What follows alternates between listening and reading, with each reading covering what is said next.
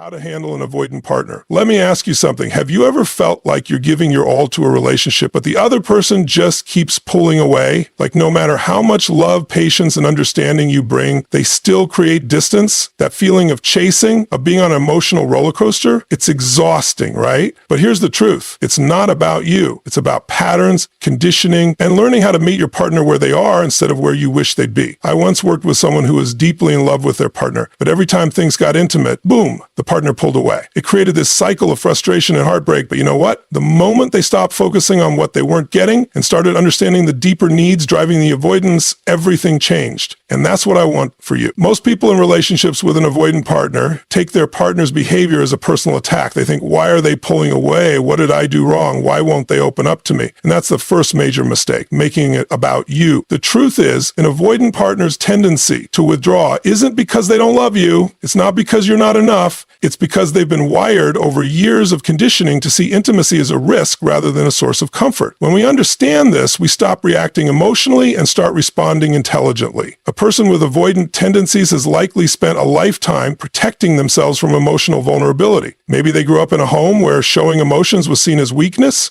Maybe they had caregivers who were inconsistent, so they learned that depending on others was dangerous. Whatever the case, they built walls, not because they don't care, but because to them, closeness feels like losing control. Now, here's the big problem. If you take their avoidance personally, you'll react in ways that push them even further away. Let's say you text them something important and they don't respond for hours or even days. What do most people do? They get anxious. They send another text, maybe a longer one. They start questioning what's wrong. The avoidant partner, already feeling overwhelmed, sees this as pressure and withdraws even more. The anxious partner then panics, demands reassurance, or accuses them of being cold. Now, instead of creating connection, the cycle of distance and frustration gets worse. But what if you approached it differently? What if instead of reacting to their distance with insecurity, you met it with confidence? Imagine they pull away and instead of chasing, you maintain your center. You go about your day, you focus on your own energy, and when they come back, you welcome them without resentment. That changes everything. Suddenly they don't feel suffocated. They don't feel like they're being pulled into something they can't handle. They feel safe because you're demonstrating that connection doesn't have to mean losing their autonomy. This is why the first step in handling an avoidant partner is understanding that their behavior is about them, not you. It's about their wiring, their fears, and their past experiences. Your job is not to fix them,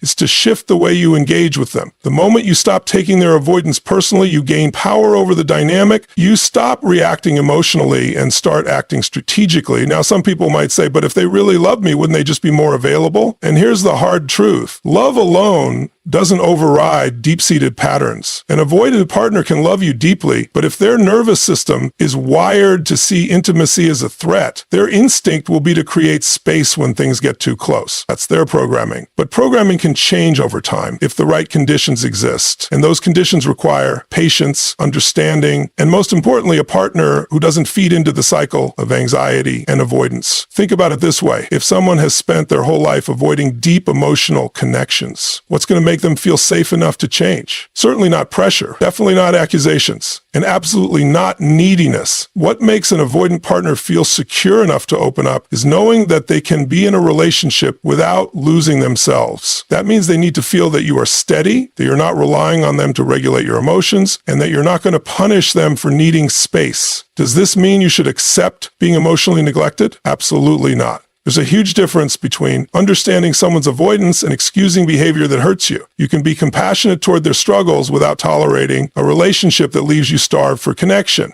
The key is recognizing whether their avoidance is something they're willing to work on or if it's just a pattern they refuse to address. At the end of the day, the way you handle an avoidant partner will determine whether the relationship grows or falls apart. If you make their distance about you, you'll react in ways that reinforce their fears. If you shift your mindset and stop personalizing their behavior, you create the space for a new dynamic, one where love and security can actually flourish. When you're in a relationship with an avoidant partner, one of the most important things to realize is that you cannot control their behavior, only your own. Too many people get caught up in trying to change their partner, trying to make them more open, more affectionate, more available. But here's the truth. The more you focus on what they're not doing, the more powerless you feel. And when you feel powerless, you start acting from a place of desperation, anxiety, and fear. That energy is not attractive. That energy does not create connection. In fact, it does the exact opposite. It pushes them further away. What you need to do is shift your focus. Instead of trying to control them, you take full control of your own energy. That means showing up as the strongest, most confident, most emotionally grounded version of yourself. Because when you radiate that kind of presence, you create an environment where they feel safe, and when they feel safe, they're more likely to step toward you instead of pulling away. Think about it like this. If you're constantly chasing someone who is running, what do? They keep running. But if you stop chasing, if you stand still with confidence, they may start to slow down. They may even turn around and come back. That's the dynamic at play in relationships with avoidant partners.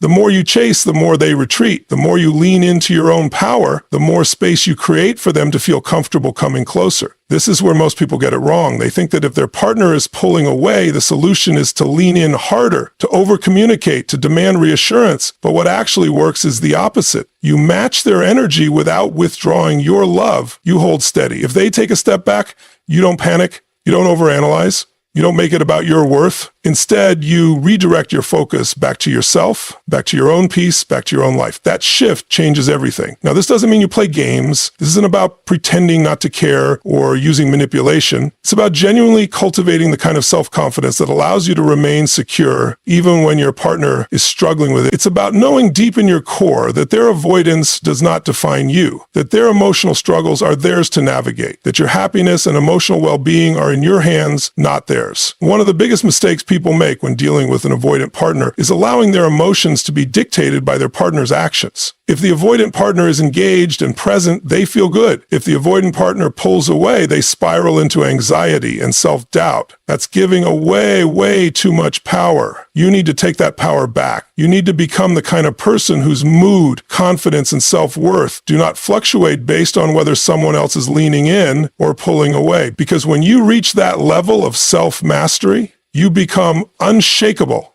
Here's a practical way to start shifting your energy. Every time you feel the urge to react out of fear, whether that's sending a long text, demanding answers, or over-explaining your emotions, pause, take a breath, ask yourself, am I acting from a place of security or am I acting from a place of fear? If the answer is fear, stop. Do not engage. Instead, do something that grounds you in your own power. Go for a walk, hit the gym, meditate, call a friend. Do something that reminds you of your own worth outside of the relationship. The more you practice this, the more natural it becomes. Another key part of controlling your energy is learning to self-soothe. Avoidant partners often struggle to meet their partner's emotional needs in the way the partner wants. If you rely entirely on them to make you feel secure, you're setting yourself up for constant disappointment. Instead, start building the internal tools to regulate your own emotions. When they pull away, remind yourself, I am safe, I am whole, I am enough. This kind of inner dialogue rewires your brain over time. It teaches you to anchor your security within yourself rather than in the unpredictable actions of another person. When you show up in your relationship as someone who is emotionally strong and self-sufficient, everything changes. You're no longer reacting to their fears, you're leading with confidence. And that confidence is magnetic. Your avoidant partner will start to see that connection with you doesn't mean losing themselves. They'll see that you are a source of warmth, not pressure. They'll feel drawn to you because you represent something different, stability, safety, a love that isn't demanding but instead inviting. At the end of the day, your power lies in how you show up. If you want a relationship that feels fulfilling, you need to stop focusing on what they're not doing and start focusing on what you are bringing to the table. Because when you shift your energy, when you embody security, when you stop reacting and start leading with strength, the entire dynamic transforms. Now, when you're in a relationship with an avoidant partner, one of the biggest challenges is understanding their triggers without enabling their behavior. This is a fine line to walk because on one hand, you want to be compassionate and create a safe space for them. On the other hand, you don't want to tolerate neglect or accept a relationship that leaves you feeling unfulfilled. The key is to recognize what sets them off, adjust your approach in a way that fosters connection, but also stand firm in your own needs. An avoidant person often withdraws when they feel overwhelmed, pressured, or criticized. This is their defense mechanism, not necessarily a reflection of how they feel about you. They've likely spent years, maybe even their entire lives, associating closeness with loss of control, The more emotional weight they feel in a relationship, the more they instinctively back away. But here's where most people get it wrong. When an avoidant partner starts pulling away, the anxious partner panics. They demand answers, ask for reassurance, and try to force a connection in that moment. The avoidant person, already feeling trapped, sees this as confirmation that closeness is dangerous, and they retreat even further. To break this cycle, the first step is understanding their emotional landscape. Recognize that their withdrawal isn't necessarily about you. They may have been conditioned to believe that emotions are burdensome, that relying on someone else makes them weak, or that intimacy leads to disappointment. When they create distance, they are not always doing it to hurt you. Sometimes they're doing it because they don't know how to manage their emotions in a relationship. But here's the important part. Understanding this does not mean you should accept being emotionally starved. It doesn't mean you should keep quiet when your needs aren't met. This is where setting boundaries comes in. You need to find the balance between giving them space and making sure your own emotional well-being isn't sacrificed in the process. Let's say your partner shuts down when you bring up emotional topics. Instead of saying, "You never open up to me, why don't you care?"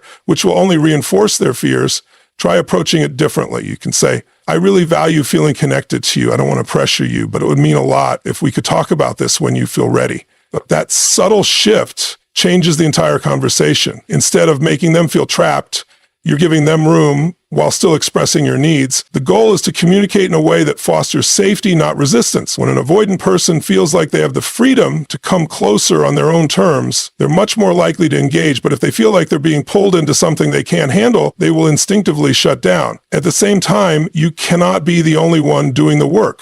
You can't carry the emotional weight of the relationship. While it's important to understand their triggers, it's equally important to recognize when their behavior is affecting your well-being. If you find yourself constantly walking on eggshells, afraid to bring up your feelings because you don't want to push them away, that's a sign of an unhealthy dynamic. You should never have to silence yourself or shrink your needs just to keep the peace. Instead of enabling avoidance, encourage small steps toward connection. If they struggle with deep conversations, start with lighter, more positive interactions that build trust. If they withdraw during conflict, give them time, but also set a boundary that communication needs to happen at some point. For example, if they disappear for days when things get tough, you can say, "I respect that you need space, but I also need communication. If you ever need time alone, I'd appreciate it if you could let me know," instead of shutting me out completely. This sets an expectation without making them feel suffocated. A relationship with an avoidant partner requires patience, but patience should not come at the cost of your own happiness. The key is to approach them with understanding while also making sure your own needs are being met. You cannot force someone to change, but you can influence the relationship dynamic by responding differently. When you shift the way you communicate, when you remove blame and instead create a space where they feel safe to open up, you change the entire energy of the relationship. However, if they refuse to meet you halfway, if they consistently disregard your emotional needs, then it's time to ask yourself a hard question. Is this relationship truly fulfilling? Because understanding someone's wounds is one thing, but sacrificing your own emotional well-being to accommodate them is another. A healthy relationship is a two-way street, and both partners must be willing to do the work. Patience is one of the most powerful tools you can develop when navigating a relationship with an avoidant partner. Many people misunderstand patience, thinking it means waiting indefinitely, tolerating neglect, or accepting less than they deserve. But real patience isn't passive, it's active, it's intentional. It's about giving your partner the space they need while also holding firm to your own standards for a loving and fulfilling relationship. An avoidant partner operates on a different emotional timeline. While you may crave immediate connection, deep conversations, and emotional intimacy, they often need more time to process their feelings. Not because they don't care, but because emotional closeness triggers their deepest fears of losing control or being overwhelmed. If you try to force them to open up before they're ready, they will resist even more. That's why patience is essential. It allows them to move toward connection at their own pace rather than feeling pushed into it. But patience does not mean suppressing your own needs or waiting endlessly for them to change. Many people in relationships with avoidant partners get stuck in a cycle of hoping that one day their partner will suddenly become more affectionate, more expressive, or more available. They hold on to glimpses of connection, thinking that if they just wait long enough, things will improve. This kind of patience is actually avoidance in disguise. It's a way of avoiding the hard truth that change only happens when both people are actively working on the relationship. Real patience is rooted in self-respect. It's about understanding that growth takes time, but also recognizing when progress isn't happening. If your partner is making an effort, if they're slowly learning to communicate better, to be more present, to show up for you emotionally, That's when patience is valuable. But if they continue to shut down, withdraw, and resist any form of intimacy without making an effort to improve, patience is no longer helpful. It becomes an excuse to tolerate behavior that isn't serving you. A key part of developing patience is learning to manage your own emotions when they pull away. It's natural to feel anxious or frustrated when your partner distances themselves, but reacting emotionally, getting upset, demanding answers, or chasing them only makes the cycle worse. Instead, patience teaches you to stay grounded. When they withdraw, instead of panicking, you breathe. You remind yourself that their behavior is about them, not you. You don't take it personally. You trust that if they care about the relationship, they will return when they're ready. This doesn't mean you ignore your feelings. It's okay to feel disappointed when they pull away. It's okay to wish they were more present, but rather than reacting impulsively, you take a step back and ask yourself, what do I need right now? If the answer is reassurance, find ways to give it to yourself rather than relying on them to provide it. If the answer is connection, turn to friends, family, or hobbies that bring you joy. When you cultivate emotional resilience, you stop making their behavior the center of your world. At the same time, patience should be paired with clear boundaries. Being patient doesn't mean allowing yourself to be neglected. If your partner needs space, that's fine, but there should still be an expectation of communication and respect. You can say, I understand you need time to process things, and I want to respect that. But I also need to feel connected and valued in this relationship. Can we find a way to balance both? This approach honors both of your needs instead of making it one-sided. Another important aspect of patience is celebrating small progress. Avoidant partners don't change overnight, but if you notice they're trying, if they're opening up even slightly,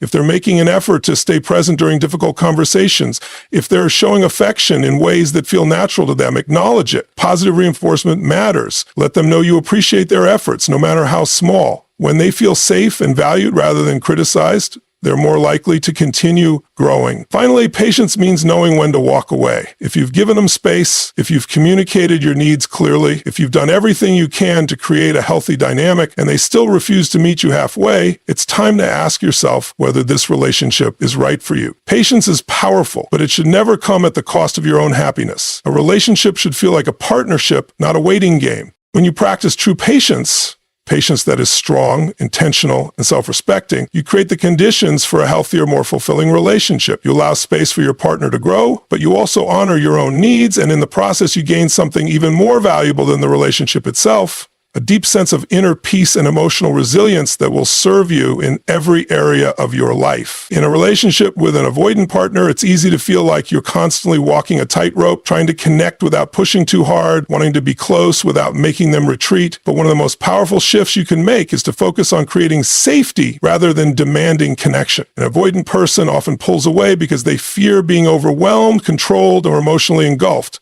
If you can create an environment where they feel safe instead of pressured, they are far more likely to open up and move toward you rather than away. Safety in a relationship doesn't mean avoiding difficult conversations or suppressing your needs. It means fostering an environment where both of you feel secure enough to be yourselves without fear of judgment or emotional explosions. For an avoidant partner, this is especially important because they are wired to see emotional intimacy as a potential threat. If every deep conversation turns into a high-stakes emotional demand, they will instinctively withdraw. But if they begin to associate connection with peace rather than pressure, they can start to rewire their response to intimacy. The way you respond to their distancing behaviors plays a huge role in whether they feel safe. If they pull away and you react with panic, sending multiple messages, demanding answers, or criticizing them for being unavailable, they will perceive closeness as stressful rather than soothing. Instead, if you remain calm, self-assured, and non-reactive, they will slowly begin to see that intimacy doesn't have to come with pressure or conflict. One of the most effective ways to create safety is to master the art of communication. Avoided partners struggle with emotional conversations not because they don't care,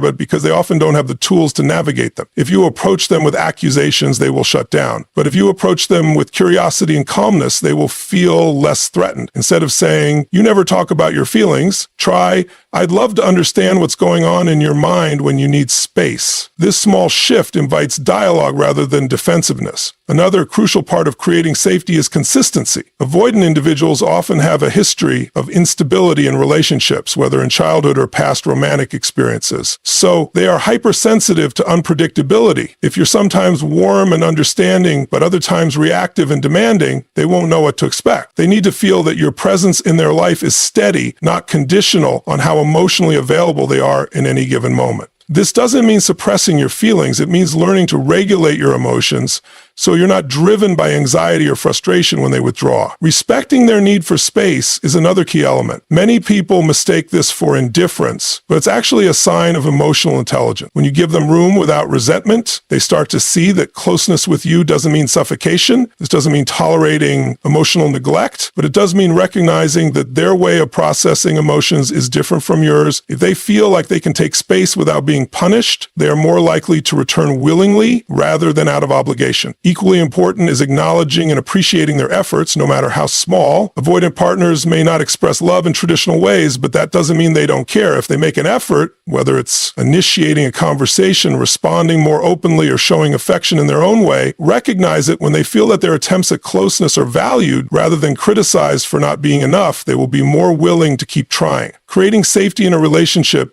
isn't about changing the dynamic between you. It's about leading with strength, calmness, and self-assurance rather than fear. When they start to see that connection with you feels safe rather than suffocating, the walls they built will begin to come down. And when that happens, real intimacy can finally take root. Self-respect is the foundation of any healthy relationship, but when you're involved with an avoidant partner, it becomes even more crucial. It's easy to lose yourself in the cycle of chasing them, analyzing their every move, and bending over backward to make the relationship work. But the truth is, the more you prioritize them over yourself, the more the balance of power shifts and the less fulfilling the relationship becomes. The key to breaking free from this cycle is to focus on maintaining your own self-respect, knowing your worth, setting clear boundaries, and refusing to settle for less than you deserve. One of the biggest mistakes people make in relationships with avoidant partners is believing that if they just love them enough, if they just prove their loyalty, the avoidant person will eventually change and become more open. But this mindset places all the power in their hands and leaves you in a position of constantly trying to earn love rather than expecting to receive it freely. Real love is not something you should have to work for. It should flow naturally between two people who are equally invested. When you prioritize your self-respect, you stop trying to fix them or manage their emotional responses. You recognize that their avoidance is their issue, not yours to solve. Instead of wondering what you can do to make them open up, you start asking yourself a different question. Is this relationship meeting my needs? That shift in perspective is incredibly powerful because it puts you back in control of your own happiness. Part of maintaining self-respect is setting boundaries. Many people in relationships with avoidant partners become so focused on not pushing them away that they fail to express their own needs. They tolerate emotional distance, lack of communication, or inconsistent affection because they fear that if they ask for more, their partner will leave. But avoiding difficult conversations doesn't make the relationship stronger, it just makes it more one-sided. Boundaries are not about controlling the other person. They are about defining what you will and won't accept. For example, if your avoidant partner frequently disappears for days without communication, you might be tempted to excuse it, thinking that's just how they are. But self-respect means acknowledging how that behavior affects you.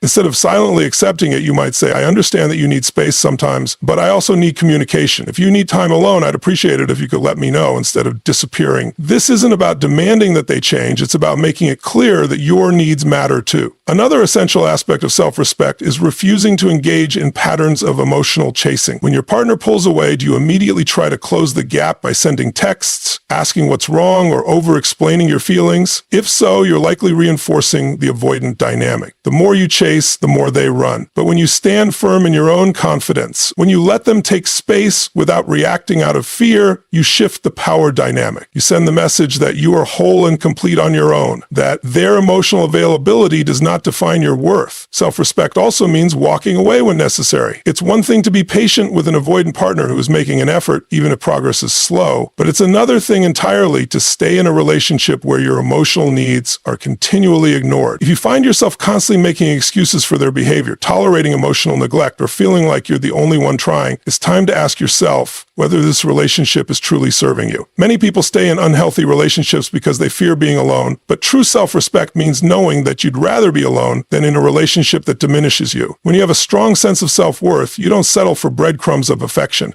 You don't accept inconsistency as the norm. You recognize that love should feel fulfilling, not exhausting. One of the most empowering things you can do is shift your focus back to yourself. Instead of spending all your energy analyzing your avoidant partner, invest that energy into your own growth. Pursue your passions, strengthen your friendships, take care of your physical and mental well-being. The more you build a life that fulfills you outside of the relationship, the less you'll tolerate a dynamic that drains you. When you stand in your self-respect, everything everything changes. You stop seeking validation from someone who struggles to give it, and you start validating yourself. You stop making excuses for their emotional distance, and you start honoring your own needs. And in doing so, you not only create a healthier relationship dynamic, but you also set a standard for how you deserve to be treated, not just in this relationship, but in every relationship moving forward. A relationship with an avoidant partner can feel like an emotional puzzle, one where you're constantly trying to fit the pieces together, but never quite getting the full picture. But the truth is, no relationship should leave you feeling uncertain, unworthy, or emotionally drained. Love is not about endlessly chasing someone who refuses to meet you halfway. It's about mutual effort, respect, and the willingness to grow together. The key to handling an avoidant partner is not about fixing them. It's about understanding the dynamic, communicating in a way that fosters trust, and most importantly, maintaining your own self-respect. You cannot force someone to change, but you can shift the way you engage in the relationship. By understanding their triggers without enabling their behavior, practicing patience without losing yourself, and creating a space of emotional safety, you increase the chances of a deeper connection. But ultimately, love should not feel like a battle for attention or validation. If you are constantly sacrificing your own happiness, it's time to step back and ask, is this truly the love I deserve? You have the power to set the tone for your relationships. You have the power to walk away from what no longer serves you. You have the power to create a life where love is fulfilling, not exhausting. No matter what happens, the most important relationship you will ever have is the one with yourself. Honor that, and everything else will fall into place. Thank you for your time, your energy, and your willingness to grow. I appreciate you showing up for yourself today, because that's where real change begins. Stay strong, stay true to your worth, and never settle for anything less than the love and respect you deserve.